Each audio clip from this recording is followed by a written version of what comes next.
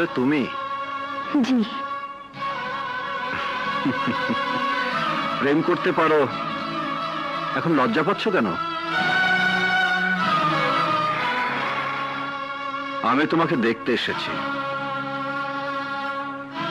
গ্রামের সবাই দেখছে, তাই সবার সামনে তোমাকে জিজ্ঞেস করছি, তুমি আমার ছেলেকে ভালোবাসো? বলো, আমার ছেলেকে তুমি ভালোবাসো? জি। তুমি যাকে ভালোবাসো সে কার সন্তান? এই স্টেটের মালিক বাঘা প্রতাপ শাহর সন্তান। আর তুমি কার সন্তান? আমি একজন কোচওয়ানের